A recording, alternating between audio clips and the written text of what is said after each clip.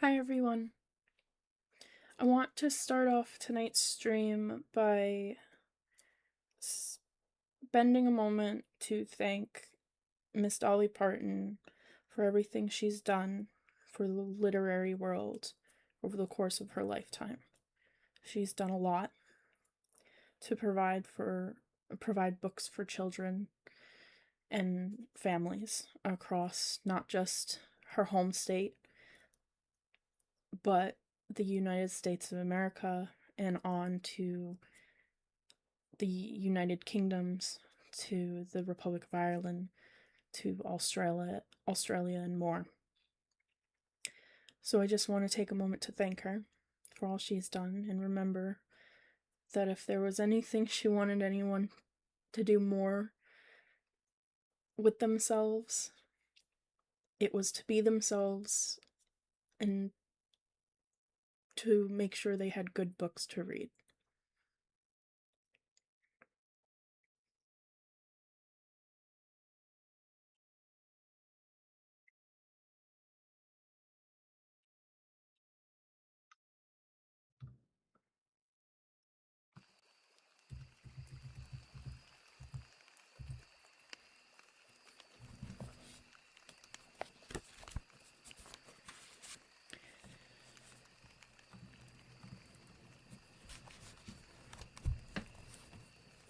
Hi everyone.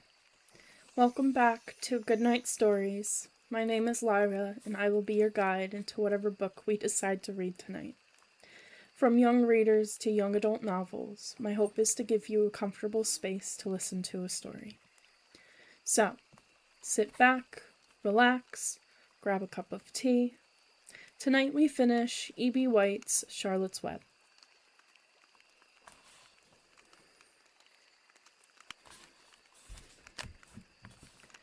Chapter 15. The Crickets. The crickets sang in the grasses. They sang the song of summer's ending, a sad, monotonous song. Summer is over and gone, they sang, over and gone, over and gone. Summer is dying, dying. The crickets felt it was their duty to warn everybody that summertime cannot last forever. Even on the most beautiful days in the whole year, the days when summer is changing into fall, the crickets spread the rumor of sadness and change. Everybody heard the song of the crickets. Avery and Fern Arable heard it as they walked the dusty road. They knew that school would soon begin again. The young geese heard it and knew that they would never be little goslings again. Charlotte heard it and knew that she hadn't much time left. Miss Zuckerman, at work in the kitchen, heard the crickets, and a sadness came over her too. Another summer gone, she sighed. Lurvy, at work building a crate for Wilbur, heard the song and knew it was time to dig potatoes.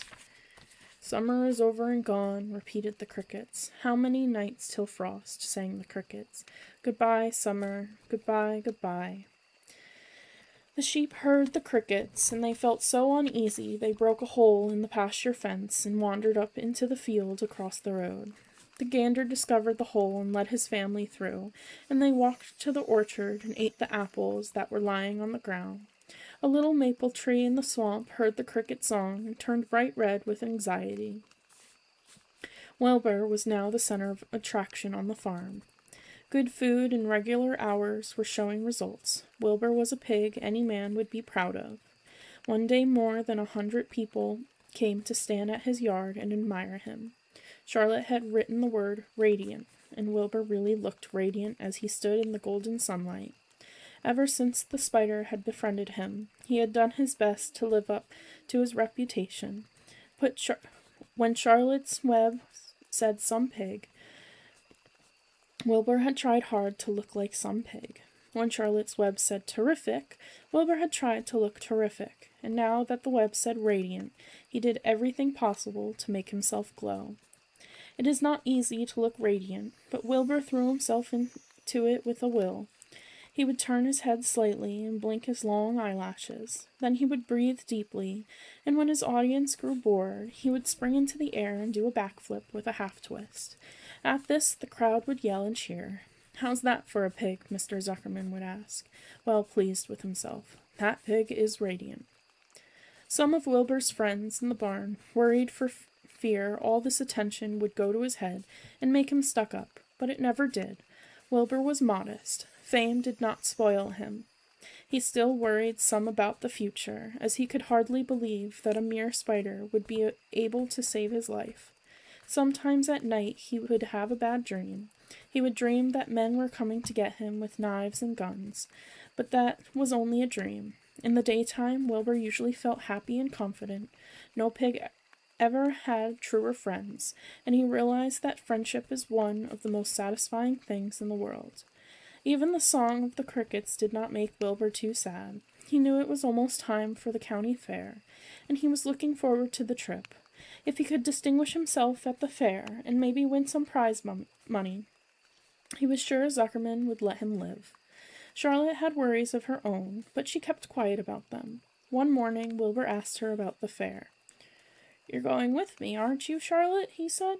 "Well, I don't know," replied Charlotte. "The fair comes at a bad time for me. I shall find it inconvenient to leave home, even for a few days." "Why?" asked Wilbur. "Oh, I just don't feel like leaving my web. Too much going on around here." "Please come with me," begged Wilbur. "I need you, Charlotte. I can't stand going to the fair without you. You've just got to come." "No," said Charlotte. "I believe I'd better stay home and see if I can't get some work done." "What kind of work?" asked Wilbur. "Egg-laying. It's time I made an egg sack and filled it with eggs." "I didn't know you could lay eggs," said Wilbur in amazement. "Oh, sure," said the spider. "I'm versatile." "What does versatile mean? Full of eggs?" asked Wilbur. "Certainly not," said Charlotte. "Versatile means I can turn with ease from one thing to another. It means I don't have to limit my activities to spinning and trapping and stunts like that." "Why don't you come with me to the fairgrounds and lay your eggs there?" pleaded Wilbur. "It would be wonderful fun." Charlotte gave her web a twitch and moodily watched it sway. "I'm afraid not," she said. "You don't know the first thing about egg-laying, Wilbur. I can't arrange my family duties to suit the management of the county fair. When I get ready to lay eggs, I have to lay eggs, fair or no fair. However, I don't want you to worry about it. You might lose weight. We'll leave it this way. I'll come to the fair if I possibly can." "Oh, good," said Wilbur. "I knew you wouldn't forsake me just when I needed you most." All that day, Wilbur stayed inside, taking life easy in the straw. Charlotte rested and ate a grasshopper. She knew that she couldn't help Wilbur much longer. In a few days, she would have to drop everything and build the beautiful little sack that would hold her eggs.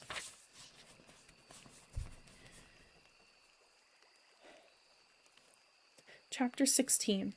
Off to the Fair. The night before the county fair, everybody went to bed early.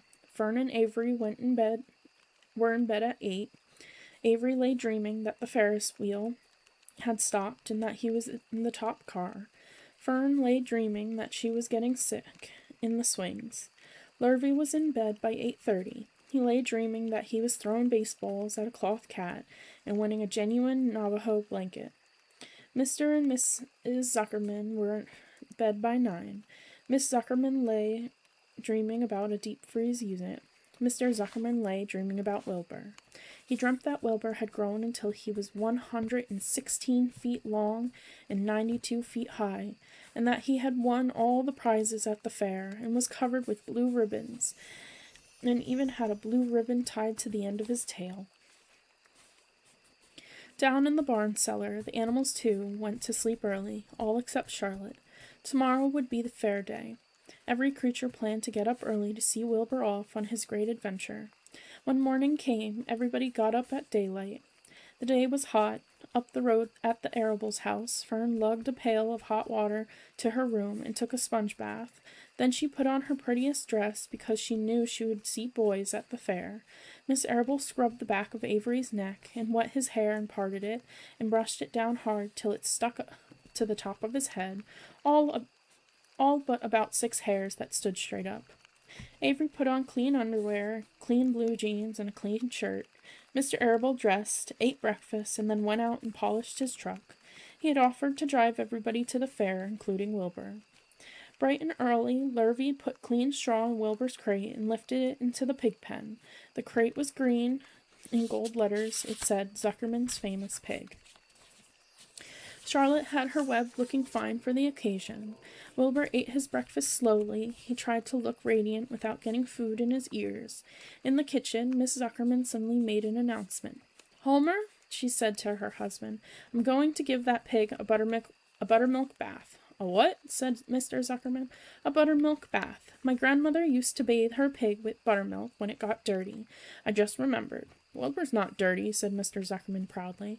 He's filthy behind the ears, said Miss Zuckerman. Every time Lurvy slops him, the food runs down around the ears. Then it dries and forms a crust. He also has a smudge on one side where he lays in the manure. He lays in clean straw, corrected Mr. Zuckerman. Well, he's dirty, and he's going to have a bath. Mr. Zuckerman sat down weakly and ate a donut. His wife went to the woodshed. When she returned, she wore rubber boots and an old raincoat, and she carried a bucket of buttermilk and sat in a small wooden paddle. Edith, you're crazy, mumbled Zuckerman. But she paid no attention to him. Together they walked to the pig pen. Miss Zuckerman wasted no time. She climbed in with Wilbur and went to work. Dipping her paddle in the buttermilk, she rubbed him all over. The geese gathered around to see the fun, and so did the sheep and lambs. Even Templeton poked his head out cautiously to watch Wilbur get a buttermilk bath. Charlotte got so interested she lowered herself on a drag line so she could see better. Wilbur stood still and closed his eyes. He could feel the buttermilk trickling down his sides. He opened his mouth, and some buttermilk ran in. It was delicious. He felt radiant and happy. When Miss Zuckerman got through and rubbed him dry, he was the cleanest, prettiest pig you ever saw. He was pure white, pink around the ears and snout, and smooth as silk. The Zuckermans went up to change into their best clothes. Lurvy went to shave and put on his plaid shirt and his purple necktie. The animals were left to themselves in the barn. The 7 goslings paraded round and round their mother. Please, please, please, take us to the fair, begged a gosling. Then all 7 began teasing to go. Please, please, please, please, please, please. They made quite a racket. Children, snapped the goose, we're staying quietly idly at home. Only Wilbur Ilber is going to the fair. Just then Charlotte interrupted. I shall go too, she said softly. I have decided to go with Wilbur. He may need me. We can't tell what may happen at the fairgrounds. Somebody's got to go along who knows how to write. And I think Templeton better come too. I might need somebody to run errands and do general work. I'm staying right here, grumbled the rat. I haven't the slightest interest in fairs. That's because you've never been to one, remarked the old sheep. A fair is a rat's paradise. Everybody spills food at a fair. A rat can creep out late at night and have a feast. In the horse barn you will find oats that the trotters and pacers have spilled. In the trampled grass of the infield you will find old discarded lunch boxes containing the foul remains of peanut butter sandwiches, hard-boiled eggs, cracker crumbs, bits of donuts, and particles of cheese.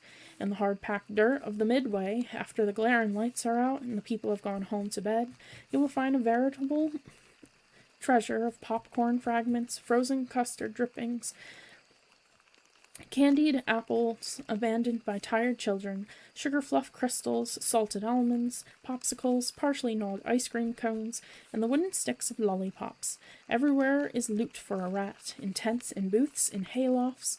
Why, a fair has enough disgusting leftover food to satisfy a whole army of rats.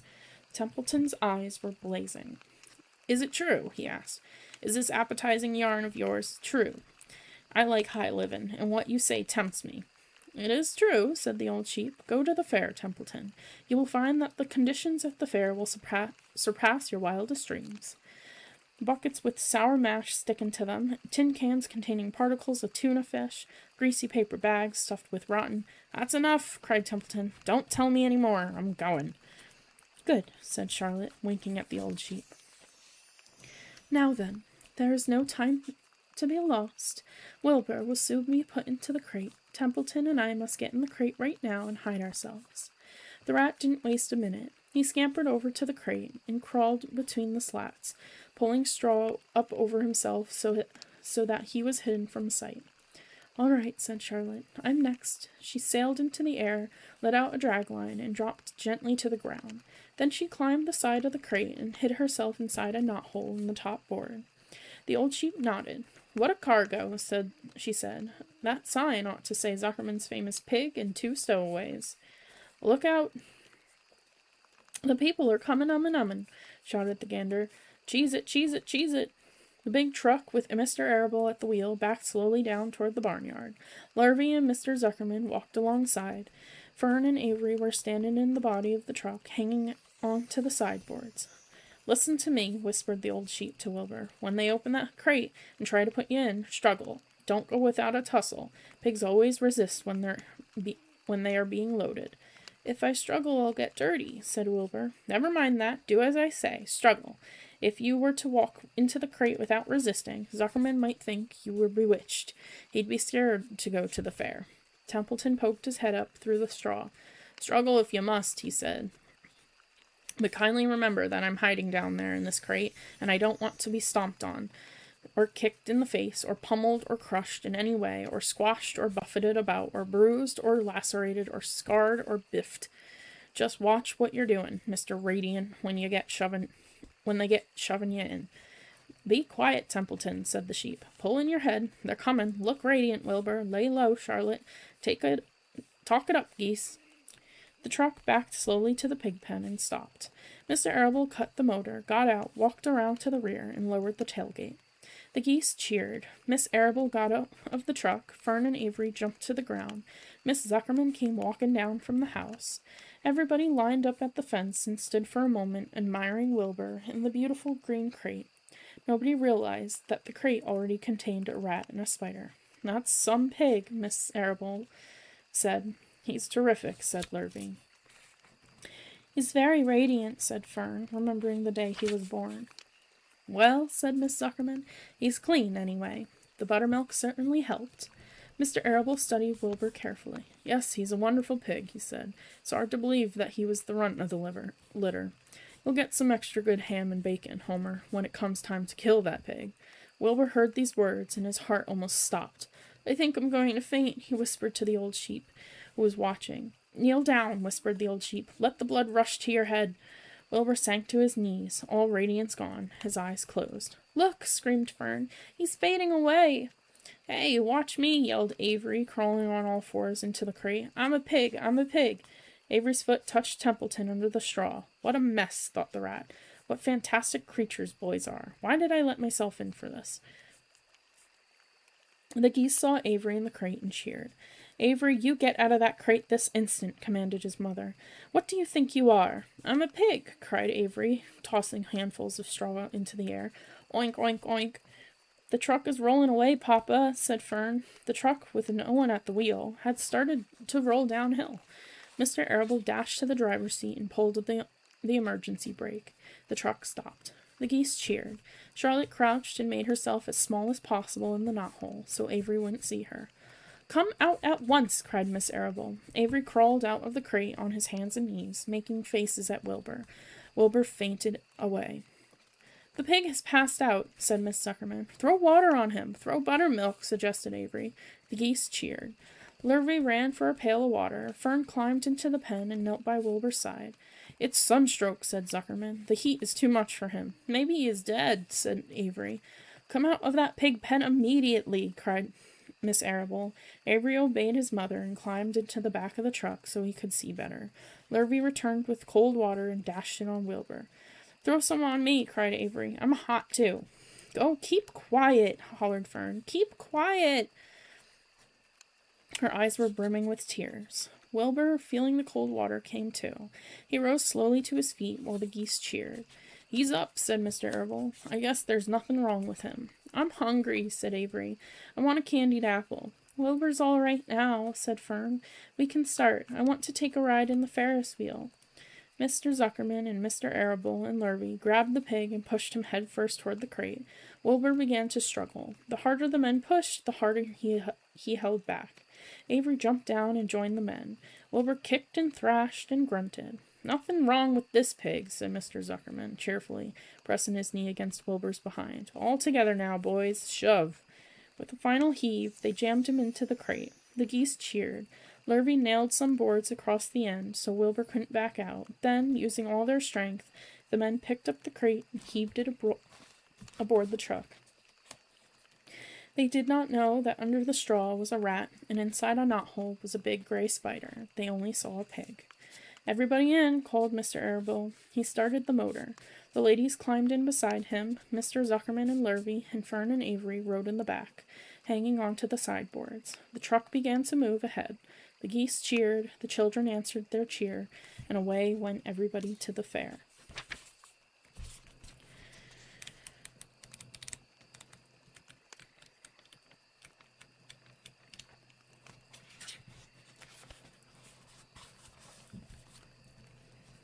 Chapter 17. Uncle. When they pulled into the fairgrounds, they could hear music and see the Ferris wheel turning in the sky. They could smell the dust of the racetrack where the sprinkling cart had moistened it, and they could smell hamburgers frying and see balloons aloft. They could hear sheep blatting at their pens. An enormous voice over the loudspeaker said, "Afternoon, please. Will the owner of a Pontiac car, license number H2439, please move your car away from the fireworks shed?" "Can I have some money?" asked Fern. "Can I too?" asked Avery. I'm going to win a doll by spinning a wheel, and it will stop at the right number," said Fern. "I'm going to steer a jet plane and make it bump into another one." "Can I have a balloon?" asked Fern. "Can I have a frozen custard and a cheeseburger and some raspberry soda pop?" asked Avery. "You children be quiet till we get the pig unloaded," said Miss Arable. "Let's let the children go off by themselves," suggested Mr. Arable. "The fair only comes once a year." Mr. Arable gave Fern 2 quarters and 2 dimes. He gave Avery 5 dimes and 4 nickels. "Now run along," he said, "and remember, the money has to last all day. Don't spend it all the first few minutes. And be back here at the truck at noontime, so we can all have lunch together. And don't eat a lot of stuff that's going to make you sick to your stomachs." "And if you go in those swings," said Miss Arable, "hang on tight. You hang on very tight. You hear me?" "And don't get lost," said Miss Zuckerman. "And don't get dirty. Don't get overheated," said their mother. "Watch out for pickpockets," cautioned their father. "And don't cross the racetrack when the horses are coming," cried Miss Zuckerman. The children grabbed each other by the hand and danced off in the direction of the merry-go-round, toward the wonderful music and the wonderful adventure and the wonderful excitement, into the wonderful midway where there would be no parents to guard them and guide them, and where they could be happy and free to do as they pleased. Miss Arable stood quietly and watched them go. Then she sighed. Then she blew her nose.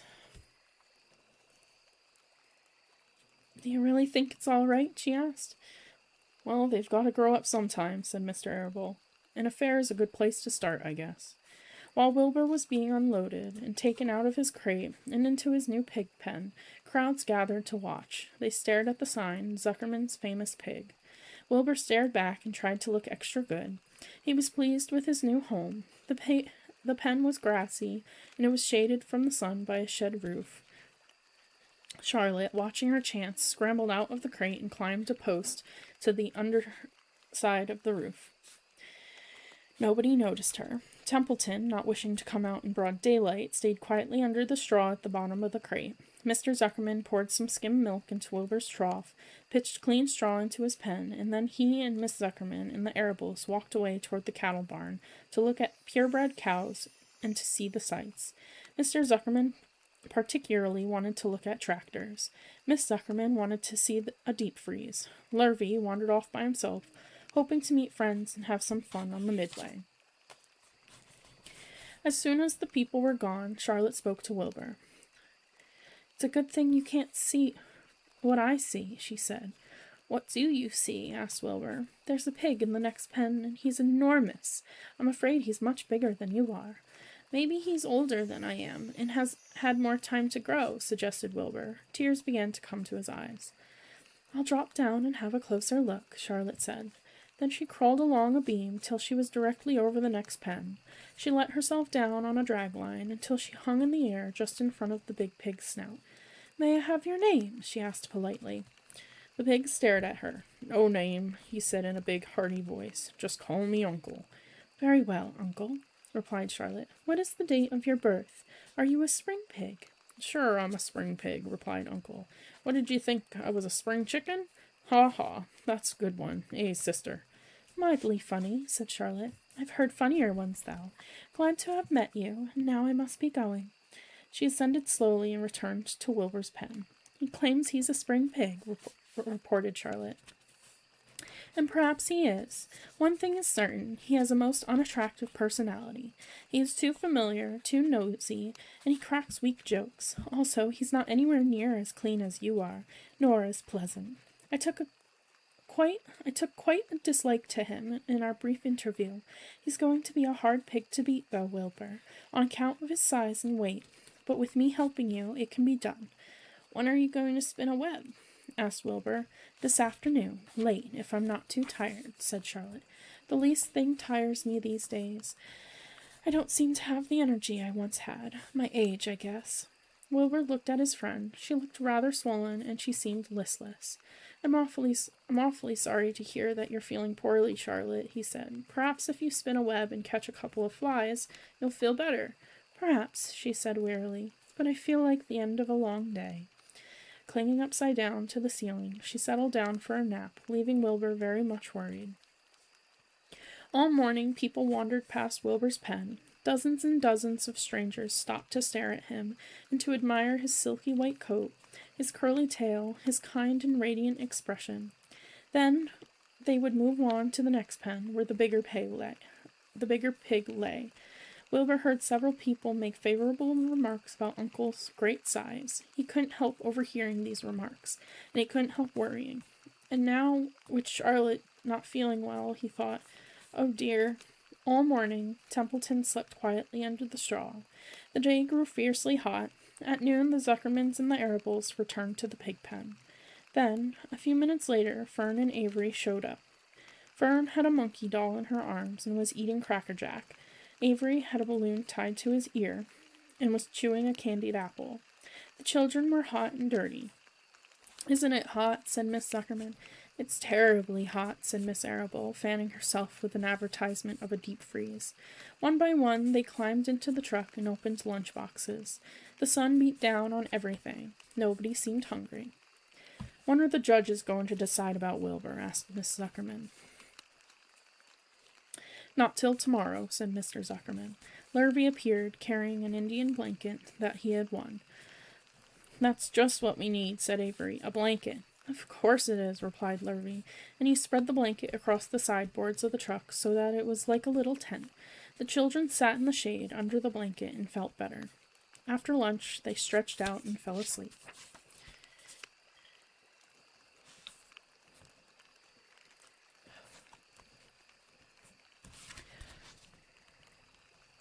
Chapter 18. The Cool of the Evening. In the cool of the evening, when shadows darkened the fairgrounds, Templeton crept from the crate and looked around. Wilbur lay asleep in the straw. Charlotte was building a web. Templeton's keen nose detected many fine smells in the air. The rat was hungry and thirsty.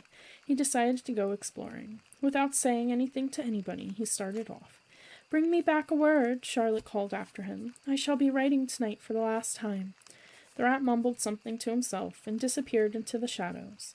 He did not like being treated like a messenger boy. After the heat of the day, the evening came as a welcome relief to all. The Ferris wheel was lighted now. It went round and round in the sky and seemed twice as high as by day. There were lights on the midway, and you could hear the crackle of gambling machines and the music of the merry-go-round, and the voice of the man in the piano booth calling numbers.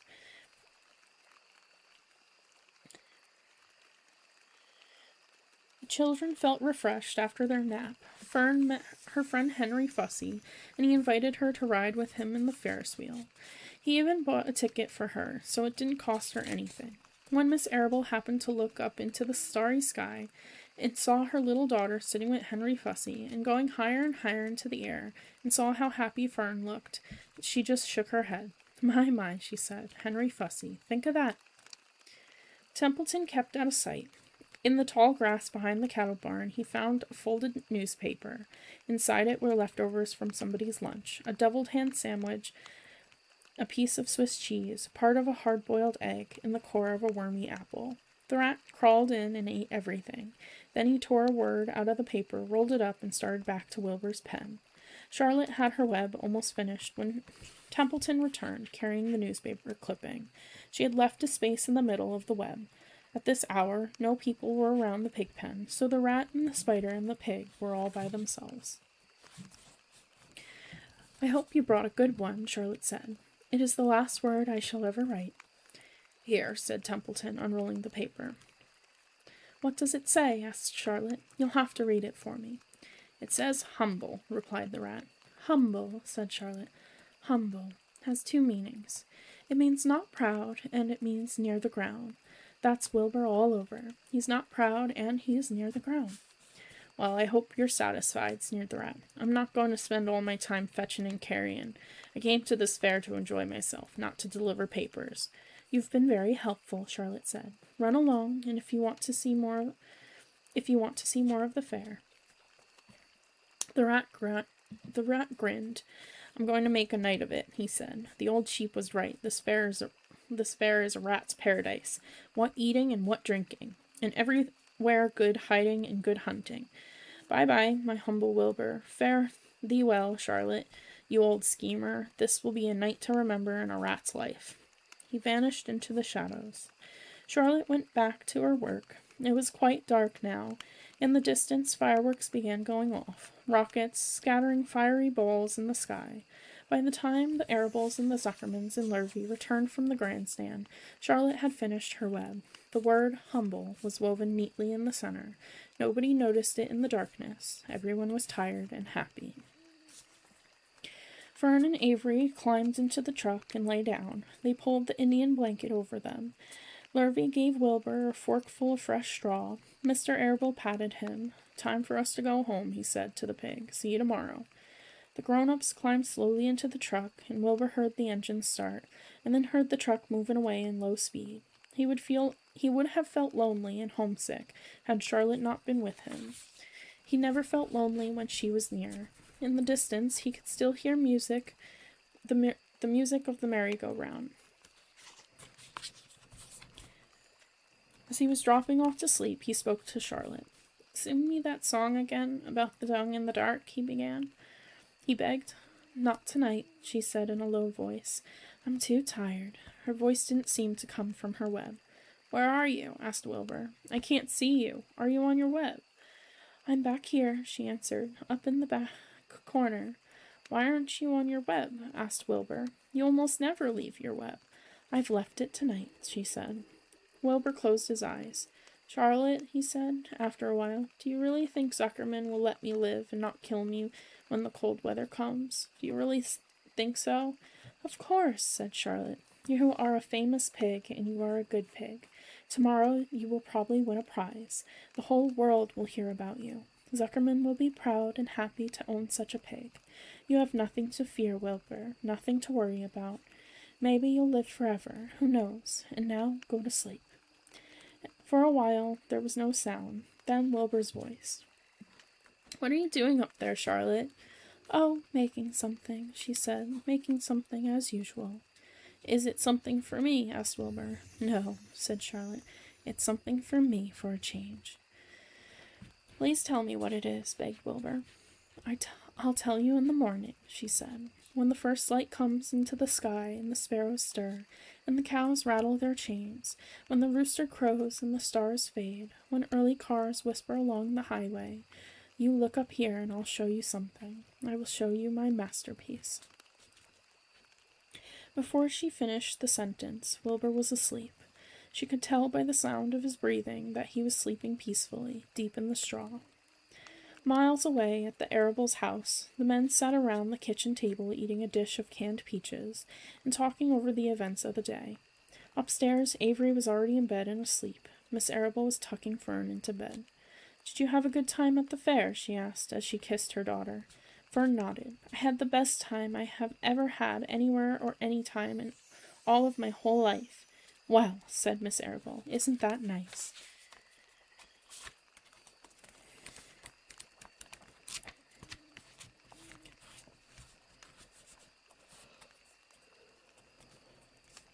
Chapter 19. The Egg Sack.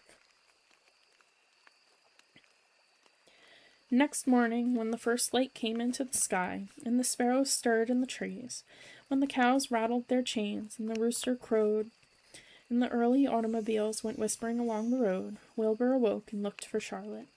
He saw her up overhead in a corner near the back of his pen. She was very quiet. Her 8 legs were spread wide. She seemed to have shrunk during the night. Next to her, attached to the ceiling, Wilbur saw a curious object. It was a sort of sack, or cocoon. It was peach-colored, and looked as though it were made of cotton candy. "Are you awake, Charlotte?" he said softly. "Yes," came the answer. "What is that nifty little thing? Did you make it?" "I did indeed," replied Charlotte in a weak voice. "Is it a plaything?" "Plaything? I should say not. It is my egg sack, my magnum opus." "I don't know what a magnum opus is," said Wilbur. "That's Latin," explained Charlotte. "It means great work. This egg sack is my great work, the finest thing I have ever made." "What's inside it?" asked Wilbur. "Eggs?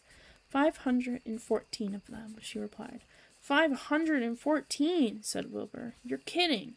"No, I'm not. I counted them. I got started counting, so I kept on, just to keep my mind occupied." "It's a perfectly beautiful egg sack," said Wilbur, feeling as happy as though he had constructed it himself. "Yes, it is pretty," replied Charlotte, patting the sack with her 2 front legs. "Anyway, I can guarantee that it is strong. It's made out of the toughest material I have. It is also waterproof. The eggs are inside and will be warm and dry." "Charlotte," said Wilbur dreamily, "are you really going to have 514 children?" "If nothing happens, yes," she said. "Of course they won't show up till next spring." Wilbur noticed that Charlotte's voice sounded sad. "What makes you sound so downhearted? I should think you'd be terribly happy about this." "Oh, don't pay any attention to me," said Charlotte. "I just don't have much pep anymore. I guess I feel sad because I won't ever see my children." "What do you mean you won't see your children? Of course you will. We'll all see them. It's going to be simply wonderful next spring in the barn cellar with 514 baby spiders running around all over the place. And the geese will have a new set of goslings, and the sheep will have their new lambs." "Maybe," said Charlotte quietly. "However, I have a feeling I'm not going to see the results of last night's efforts. I don't feel good at all. I think I'm languishing, to tell you the truth." Wilbur didn't understand the word languish, and he hated to bother Charlotte by asking her to explain. But he was so worried he felt he had to ask. "What does languishing mean?" "It means I'm slowing up, feeling my age. I'm not young anymore, Wilbur, but I don't want you to worry about me. This is your big day today. Look at my web. Doesn't it show up well with the dew on it?" Charlotte's web never looked more beautiful than it looked this morning. Each strand held dozens of bright drops of early morning dew. The light from the east struck it and made it all plain and clear. It was a perfect piece of designing and building. In another hour or two, a steady stream of people would pass by, admiring it and reading it and looking at Wilbur and marveling at the miracle. As Wilbur was studying the web, a pair of whiskers and a sharp face appeared. Slowly, Templeton dragged himself across the pen and threw himself down in a corner. "I'm back," he said in a husky voice. "What a night." The rat was swollen to twice his normal size. His stomach was as big as a jelly jar. "What a night," he repeated hoarsely. "What feasting and carousing. A real gorge. I must have eaten the remains of 30 lunches. Never have I seen such leavings, and everything well ripened and seasoned with the passage of time and the heat of the day. Oh, it was rich, my friends, rich." "You ought to be ashamed of yourself," said Charlotte in disgust. "It would serve you right if you had an acute attack of indigestion." "I don't worry about my stomach," snarled Templeton. "It can handle anything. And by the way, I got some bad news. As I came past that pig next door, the one that calls himself Uncle, I noticed a blue tag on the front of his pen. That means he won first prize. I guess you're licked, Wilbur. You might as well relax. Nobody's going to hang any medal on you. Furthermore, I wouldn't be surprised if Zuckerman changes his mind about you. Wait till he gets hankering for some fresh pork and smoked ham and crisp bacon. He'll take the knife to you, my boy." "Be still, Templeton," said Charlotte. "You're too stuffed and bloated to know what you're saying. Don't pay attention to him, Wilbur." Wilbur tried not to think about what the rat had just said. He decided to change the subject. "Templeton," said Wilbur, "if you weren't so dopey, you would have noticed that Charlotte has made an egg sac. She is going to become a mother. For your information, there are 514 eggs in that peachy little sack." "Is this true?" asked the rat, eyeing the sack suspiciously. "Yes, it's true," sighed Charlotte. "Congratulations," murmured Templeton. "This has been a night." He closed his eyes, pulled some straw over himself, and dropped off into a deep sleep. Wilbur and Charlotte were glad to be rid of him for a while. At 9 o'clock, Mr. Arable's truck rolled into the fairgrounds and came to a stop at Wilbur's pen. Everybody climbed out. "Look!" cried Fern. "Look at Charlotte's Web! Look at what it says!" The grown-ups and the children joined hands and stood there, studying the new sign. "Humble," said Mr. Zuckerman. "Now isn't that just the word for Wilbur?" Everyone rejoiced to find that the miracle of the web had been repeated. Wilbur gazed up lovingly into their faces. He looked very humble and very grateful. Fern winked at Charlotte. Larvy soon got busy. He poured a bucket of warm slops into the trough, and while Wilbur ate his breakfast, Larvy scratched him gently with a smooth stick. "Wait a minute," cried Avery. "Look at this." He pointed to the blue tag on Uncle's pen. "This pig has won first prize already." The Zuckermans and the Arables stared at the tag. Mrs. Zuckerman began to cry. Nobody said a word. They just stared at the tag. Then they stared at Uncle. Then they stared at the tag again. Larvy took out an enormous handkerchief and blew his nose very loud. So loud, in fact, that the noise was heard by stable boys over at the horse barn. "Can I have some money?" asked Fern. "I want to go out on the midway." "You stay right where you are," said her mother. Tears came to Fern's eyes. "What's everybody crying about?" asked Mr. Zuckerman. "Let's get busy. Edith, bring the buttermilk." Miss Zuckerman wiped her eyes with her handkerchief. She went to the truck and came back with a gallon jar of buttermilk. "Bath time," said Zuckerman cheerfully. He and Miss Zuckerman and Avery climbed into Wilbur's pen. Avery slowly poured buttermilk on Wilbur's head and back, and it trickled down his sides and cheeks. Mr. and Mrs. Zuckerman rubbed it into his hair and skin. Passersby stopped to watch. Pretty soon quite a crowd had gathered. Wilbur grew beautifully white and smooth. The morning sun shone through his pink ears. "He isn't as big as the pig next door," remarked one bystander, "but he's cleaner. That's what I like." "So do I," said another man. "He's humble, too," said the woman, reading the sign on the web. Everybody who visited the pig pen had a good word to say about Wilbur. Everyone admired the web, and of course nobody noticed Charlotte. Suddenly a voice was heard on the loudspeaker. "Attention, please," it said. Will Mr. Homer Zuckerman bring his famous pig to the judge's booth in front of the grandstand? A special award will be made there in 20 minutes. Everyone is invited to attend. Crate your pig, please, Mr. Zuckerman, and report to the judge's booth promptly." For a moment after this announcement, the Arables and the Zuckermans were unable to speak or move. Then Avery picked up a handful of straw, threw it high in the air, and gave a loud yell.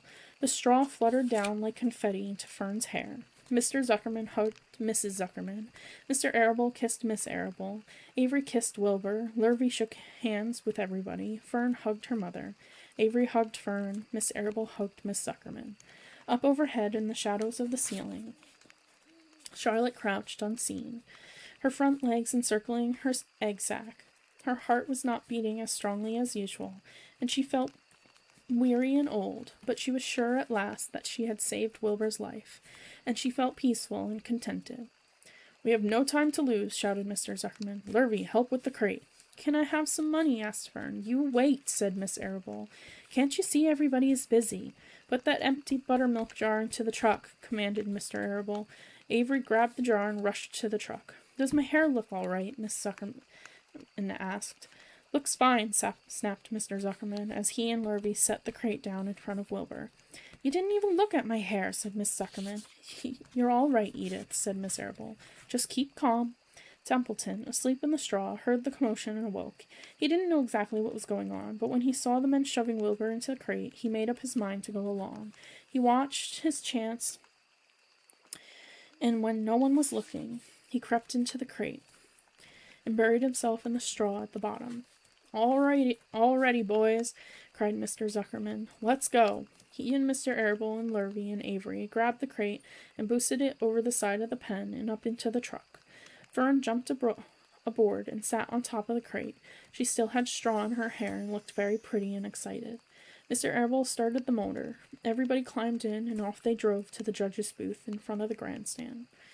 As they passed the Ferris wheel, Fern gazed up at it and wished she were in the topmost car with Henry Fussy at her side.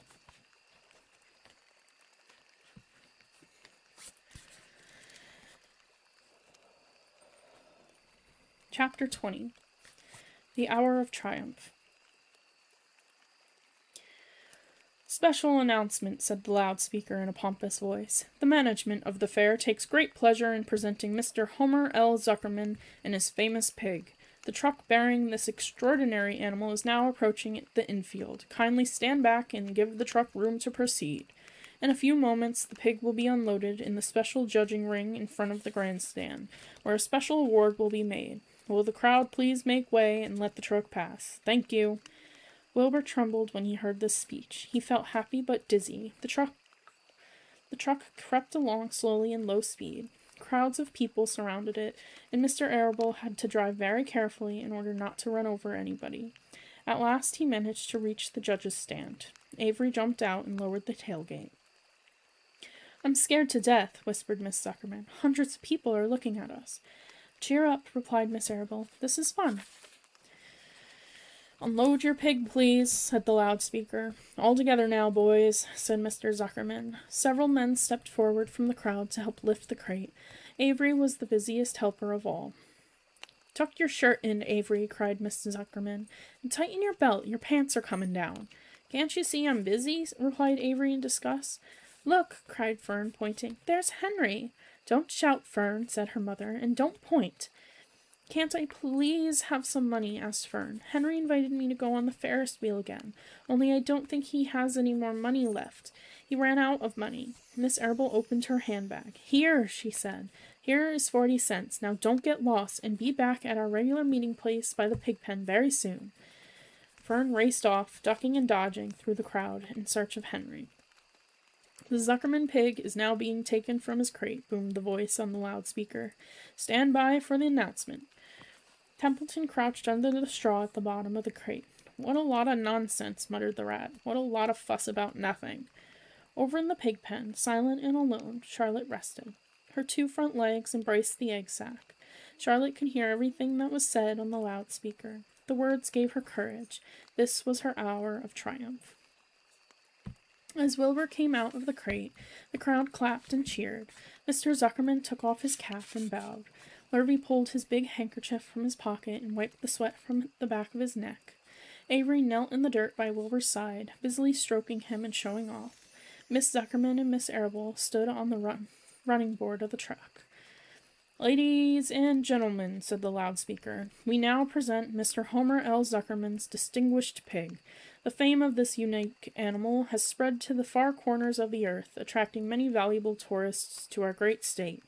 Many of you will recall that never-to-be-forgotten day last summer, when the writing appeared mysteriously on the spider's web in Mr. Zuckerman's barn, calling the attention of all and sundry to the fact that this pig was completely out of the ordinary.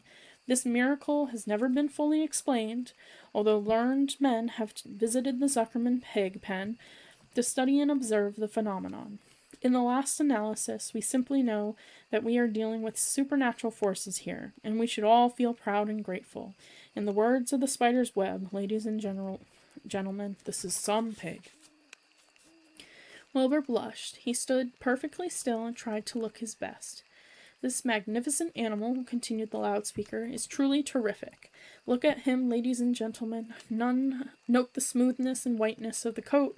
Observe the spotless skin, the healthy pink glow of ears and snout. It's the buttermilk, whispered Miss Arable to Miss Zuckerman. Note the general radiance of this animal. The Then remember the day when the word radiant appeared clearly on the web. Whence came this mysterious writing? Not from the spider, we can rest assured of that. Spiders are very clever at weaving their webs, but needless to say, spiders cannot write. Oh, they can't, can they?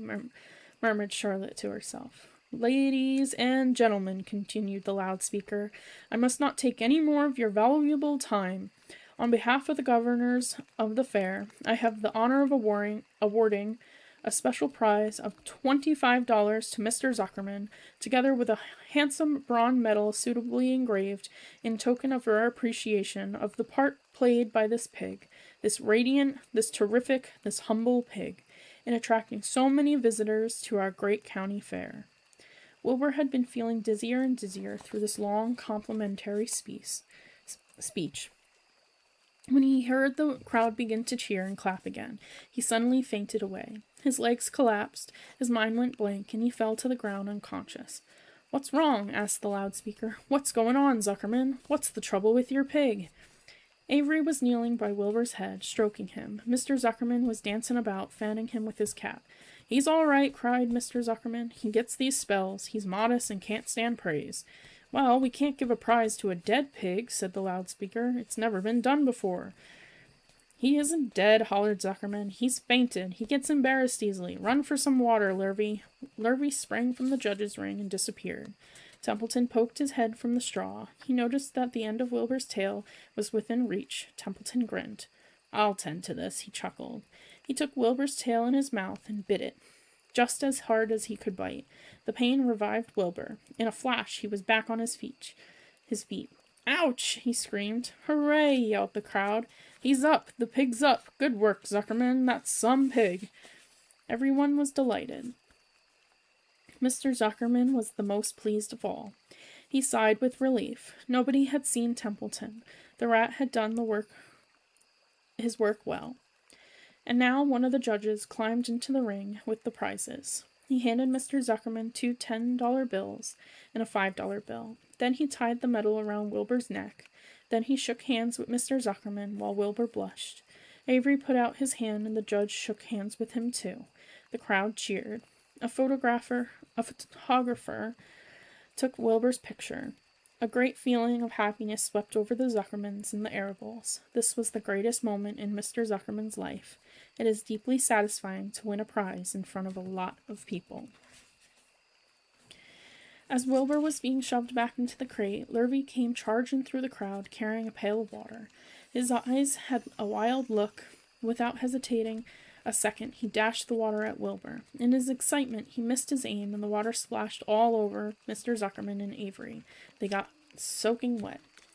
For goodness sake, bellowed Mr. Zuckerman, who was really drenched. What ails you, Lurvy? Can't you see the pig is all right? You asked for water, said Lurvy meekly. I didn't ask for a shower bath, said Mr. Zuckerman. The crowd roared with laughter. Finally, Mr. Zuckerman had to laugh too. And of course, Avery was tickled to find himself so wet, and he immediately started to act like a clown.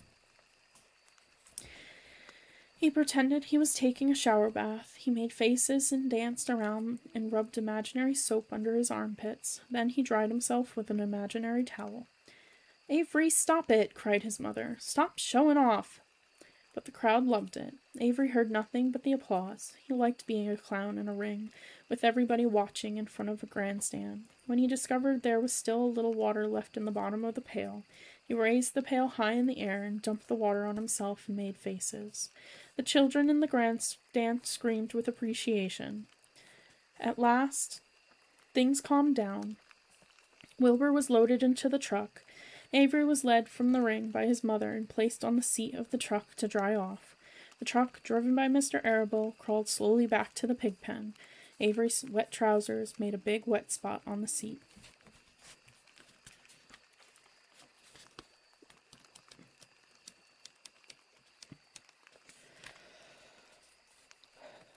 Chapter 21. Last Day. Charlotte and Wilbur were alone. The families had gone to look for Fern. Templeton was asleep.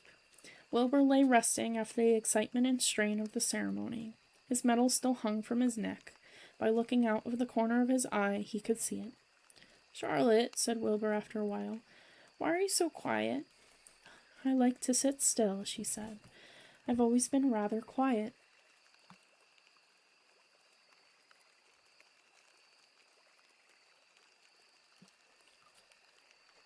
"Yes, but you seemed especially so today. Do you feel all right?" "A little tired, perhaps, but I feel peaceful. Your, your success in the ring this morning was, to a small degree, my success. Your future is assured. You will live, secure and safe, Wilbur. Nothing can harm you now. These autumn days will shorten and grow cold. The leaves will shake loose from the trees and fall. Christmas will come, and then the snows of winter. You will live to enjoy the beauty of the frozen world, for you mean a great deal to Zuckerman, and he will not harm you ever.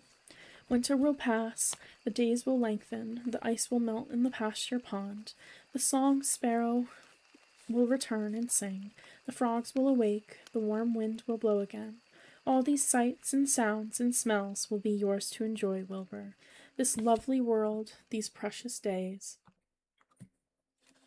Charlotte stopped. A moment later, a tear came to Wilbur's eyes. "Oh, Charlotte," he said, "to think that when I first met you I thought you were cruel and bloodthirsty." When he recovered from his emotion, he spoke again. "Why did you do all this for me?" he asked. "I don't deserve it. I've never done anything for you." "You have been my friend," replied Charlotte. "That, in itself, is a tremendous thing. I wove my webs for you because I liked you. After all, what's a life, anyway? We're born, we live a little while, we die. A spider's life can't help being something of a mess. With all this trapping and eating flies, by helping you, perhaps I was trying to lift up my life a trifle. Heaven knows anyone's life can stand a little of that." "Well," said Wilbur, "I'm not good at making speeches. I haven't got your gift for words, but you have saved me, Charlotte, and I would gladly give my life for you. I really would." "I'm sure you would, and I thank you for your generous sentiments." "Charlotte," said Wilbur, "we're all going home today. The fair is almost over. Won't it be wonderful to be back home in the barn cellar again with the sheep and the geese? Aren't you anxious to get home?" For a moment Charlotte said nothing. Then she spoke in a voice so low Wilbur could hardly hear the words. "I will not be going back to the barn," she said. Wilbur leapt to his feet. "Not going back!" he cried. "Charlotte, what are you talking about?" "I'm done for," she replied. "In a day or two I'll be dead. I haven't even strength enough to climb down into the crate. I doubt if I have enough silk in my spinnerets to lower me to the ground." Hearing this, Wilbur threw himself down in an agony of pain and sorrow. Great sobs racked his body. He heaved and grunted with desolation. "Charlotte," he moaned, "Charlotte, my true friend." "Come now, let's not make a scene," said the spider. "Be quiet, Wilbur. Stop thrashing about." "But I can't stand it," shouted Wilbur. "I won't leave you here alone to die. If you're going to stay here, I shall stay too." "Don't be ridiculous," said Charlotte. "You can't stay here. Zuckerman and Lurvy and John Arable and the others will be back any minute now, and they'll shove you into that crate and away you'll go. Besides, it wouldn't make any sense for you to stay. There would be no one to feed you. The fairgrounds will soon be empty and deserted." Wilbur was in a panic. He raced round and round the pen. Suddenly he had an idea. He thought of the egg sack and the 514 little spiders that would hatch in the spring. If Charlotte herself was unable to go home to the barn, at least he must take her children along. Wilbur rushed to the front of the pen. He put his front feet up on the top board and gazed around. In the distance he saw the Arables and the Zuckermans approaching. He knew he would have to act quickly.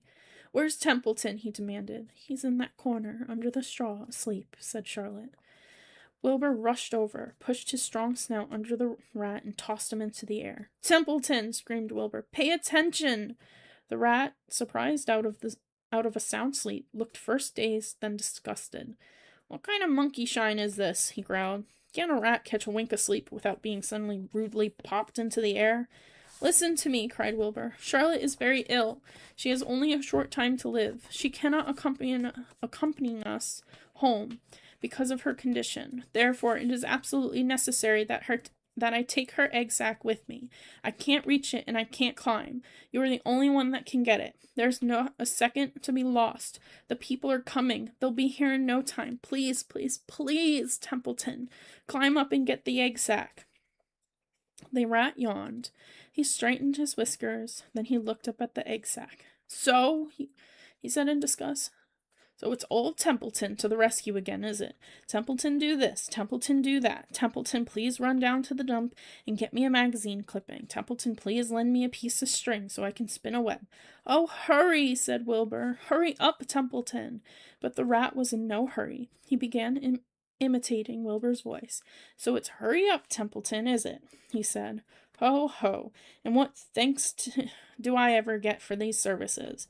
I would like to know. Never a kind word for old Templeton, only abuse and wisecracks and side remarks. Never a kind word for a rat. Templeton, said Wilbur in desperation, if you don't stop talking and get busy, all will be lost, and I will die of a broken heart. Please, climb up. Templeton lay back in the straw. Lazily, he placed his forepaws behind his head and crossed his knees in an attitude of complete relaxation. Die of a broken heart, he mimicked. How touching, my. I notice that it's always me you come to when in trouble. But I've never heard of anyone's heart breaking on my account. Oh, no, who cares anything about old Templeton? Get up, screamed Wilbur. Stop acting like a spoiled child. Templeton grinned and lay still. Who made trip after trip to the dump? He asked. Why, it was old Templeton. Who saved Charlotte's life by scaring that arable boy away with a rotten goose egg? Bless my soul, I believe it was old Templeton. Who bit your tail and got you back on your feet this morning after you fainted in front of the crowd? Old Templeton. Has it ever occurred to you that I'm sick of running errands and doing favors? What do you think I am, anyway? A rat of all works? Wilbur was desperate. The people were coming, and the rat was failing him. Suddenly he remembered Templeton's fondness for food. Templeton, he said, I will make you a solemn promise. Get Charlotte's egg sac for me, and from now on I will let you eat first when Lurvy slaps me. I will let you have your choice of everything in the trough, and I won't touch a thing until you're through. The rat sat up. You mean that? He said. I promise. I cross my heart. All right, it's a deal, said the rat. He walked to the wall and started to climb. His stomach was still swollen from last night's gorge. Groaning and complaining, he pulled himself slowly to the ceiling.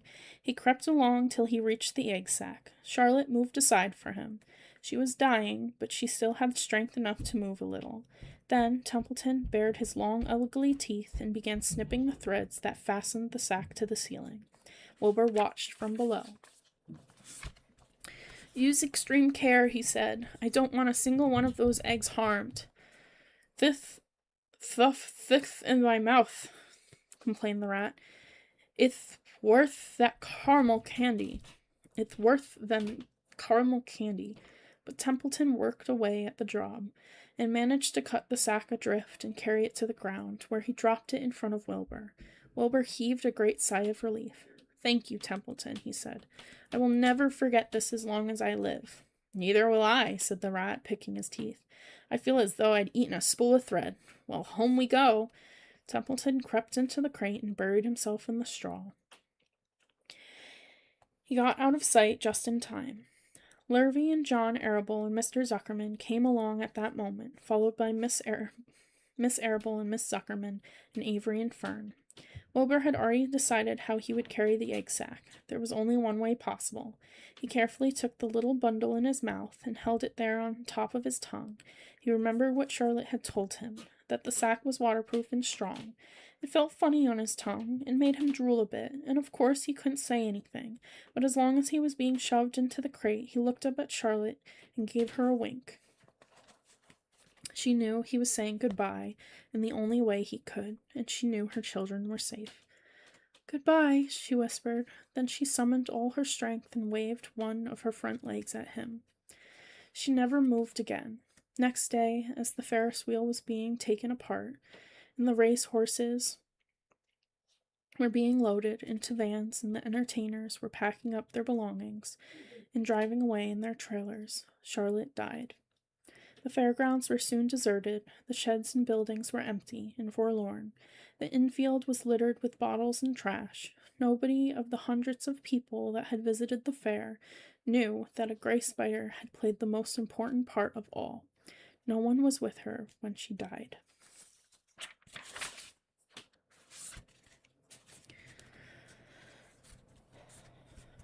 Chapter 22. A Warm Wind. And so, Wilbur came home to his beloved manure pile in the barn cellar. His was a strange homecoming. Around his neck he wore a medal of honor. In his mouth he held a sack of spider eggs. There is no place like home, Wilbur thought, as he placed Charlotte's 514 unborn children carefully in a safe corner. The barn smelled good. His friends the sheep and the geese were glad to see him back. The geese gave him a noisy welcome. Congratulations, they cried. Nice work. Mr. Zuckerman took the medal from Wilbur's neck and hung it on a nail over the pig pen, where visitors could examine it. Wilbur himself could look at it whenever he wanted to. In the days that followed, he was very happy. He grew to a great size. He no longer worried about being killed, for he knew that Mr. Zuckerman would keep him as long as he lived. Wilbur often thought of Charlotte. A few strands of her old web still hung in a doorway. Every day, Wilbur would stand and look at the torn, empty web, and a lump would come to his throat. No one had ever had such a friend, so affectionate, so loyal, and so skillful. The autumn days grew shorter. Lurvy brought the squashes and pumpkins in from the garden and piled them on the barn floor, where they wouldn't get nipped on frosty nights. The maples and birches turned bright colors, and the wind shook them, and they dropped their leaves, one by one, to the ground. Under the wild apple trees in the pasture, the red little apples lay thick on the ground, and the sheep gnawed them, and the geese gnawed them, and foxes came in the night and sniffed them. One evening, just before Christmas, snow began falling. It covered house and barn and fields and woods. Wilbur had never seen snow before. When morning came, he went out and plowed the drifts in the yard for the fun of it. Fern and Avery arrived, dragging a sled. They coasted down the lane and out onto the frozen pond in the pastures. Coasting is the most fun there, said Avery. The most fun there is, said Fern, is when the Ferris wheel stops and Henry and I are in the top car, and Henry makes the car swing, and we can see everything for miles and miles and miles. Goodness, are you still thinking about that old Ferris wheel? Said Avery in disgust. The fair was weeks and weeks ago. I think about it all the time, said Fern, picking snow from her ear. After Christmas, the thermometer dropped to 10 below zero. Cold settled on the world. The pasture was bleak and frozen. The cows stayed in the barn all the time now, except on sunny mornings when they were out and stood in the barnyard in the lee of the straw pile. The sheep stayed near the barn, too, for protection.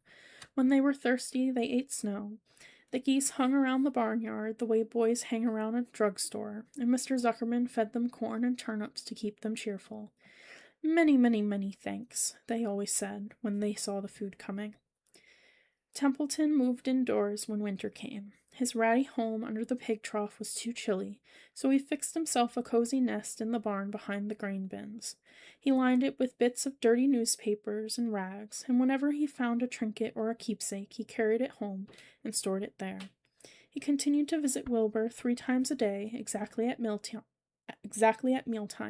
and Wilbur kept the promise he had made. Wilbur let the rat eat first. Then, when Templeton couldn't hold another mouthful, Wilbur would eat.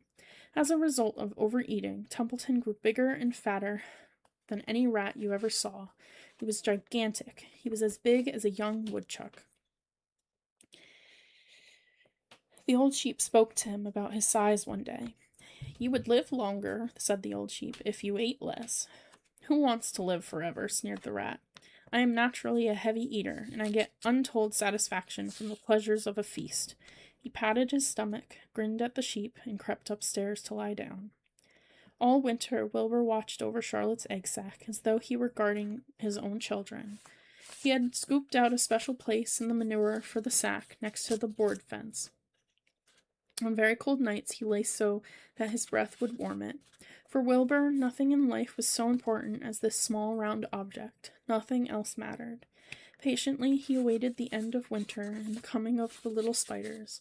Life is always a rich and steady time when you are waiting for something to happen or to hatch. The winter ended at last. "I heard the frogs today," said the old sheep one evening. "Listen, you can hear them now." Wilbur stood still and cocked his ears. From the pond, in shrill chorus, came the voices of hundreds of little frogs. "Springtime," said the old sheep thoughtfully. "Another spring." As she walked away, Wilbur saw a new lamb following her. It was only a few hours old. The snows melted and ran away. The streams and ditches bubbled and chattered with rushing water. A sparrow with a streaky breast arrived and sang. The light strengthened. The mornings came sooner. Almost every morning there was another new lamb in the sheepfold. The goose was sitting on 9 eggs. The sky seemed wider and a warm wind blew. The last remaining strands of Charlotte's old web floated away and vanished. One fine sunny morning, after breakfast, Wilbur stood watching his precious sack. He wasn't thinking of anything much. As he stood there, he noticed something move. He stepped closer and stared. A tiny spider crawled from the sack. It was no bigger than a grain of sand, no bigger than the head of a pin. Its body was gray with a black stripe underneath. Its legs were gray and tan. It looked just like Charlotte. Wilbur trembled all over when he saw it. The little spider waved at him. Then Wilbur looked more closely. 2 more little spiders crawled out and waved. They climbed round and round on the sack, exploring their new world. Then 3 more little spiders, then 8, then 10. Charlotte's children were here at last. Wilbur's heart pounded. He began to squeal. Then he raced in circles, kicking manure in the air. Then he turned a backflip. Then he planted his front feet and came to a stop in front of Charlotte's children. "Hello there," he said. The first spider said hello, but its voice was so small Wilbur couldn't hear it. "I'm an old friend of your mother's," said Wilbur. "I'm glad to see you. Are you all right? Is everything all right?" The little spiders waved their forelegs at him. Wilbur could see by the way they acted that they were glad to see him. "Is there anything I can get for you? Is there anything you need?" The young spiders just waved. For several days and several nights they crawled here and there, up and down, round and about, waving at Wilbur, trailing tiny drag lines behind them and exploring their home. There were dozens and dozens of them. Wilbur couldn't count them, but he knew that he had a great many new friends. They grew quite rapidly. Soon each was as big as a BB shot. They made tiny webs near the sack. Then came a quiet morning when Mr. Zuckerman opened a door on the north side.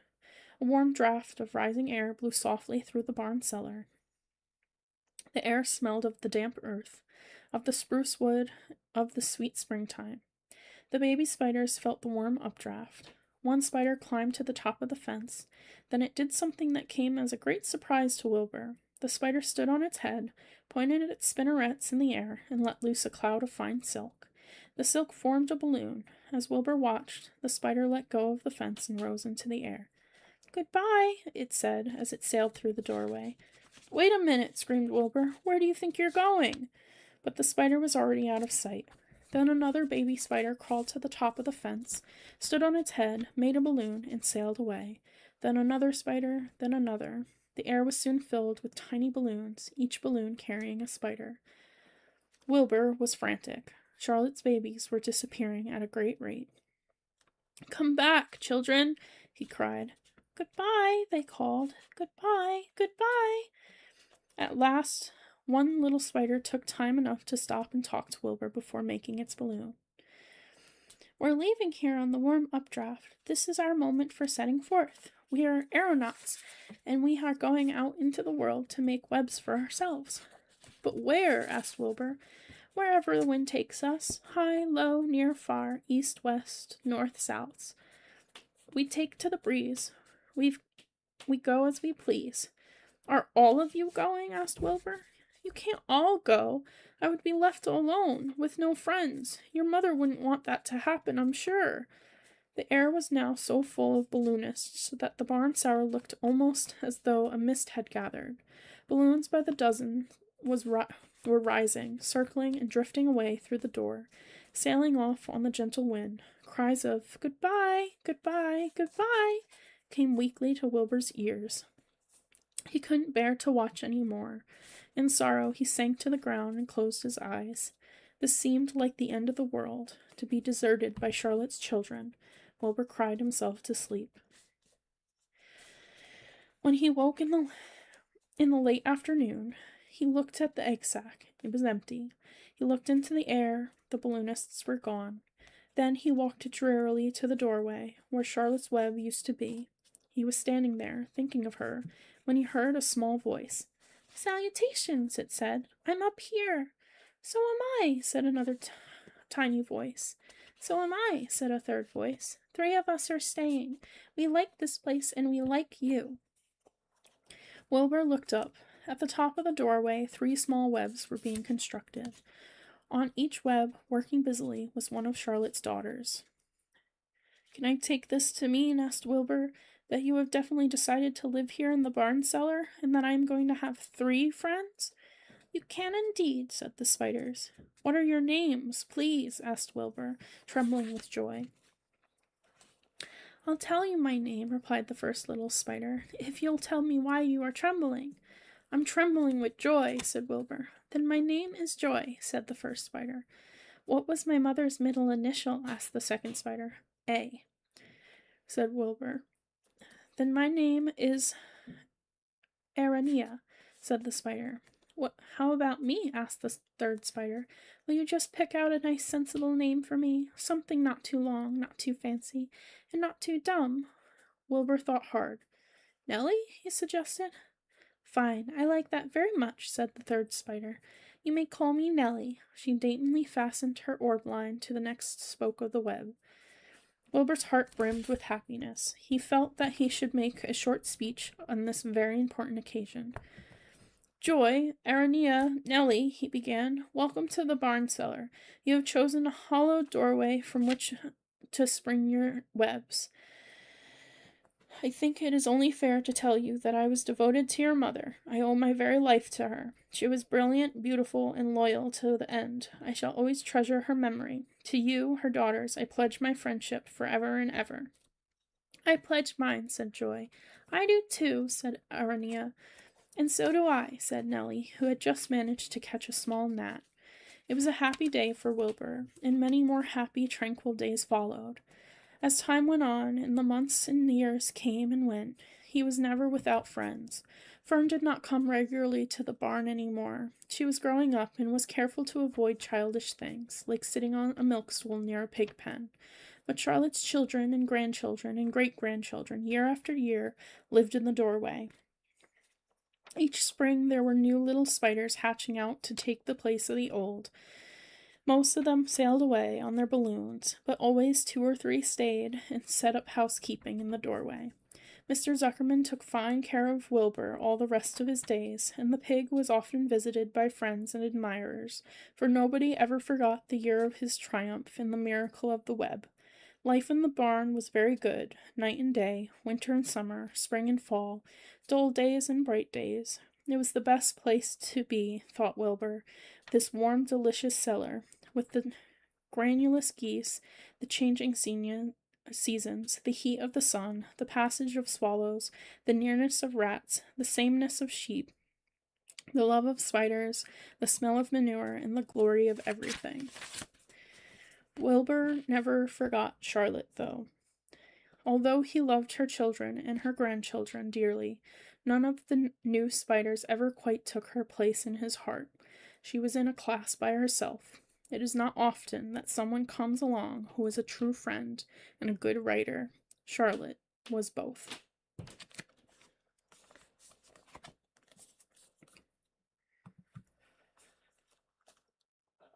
I hope everyone enjoyed listening.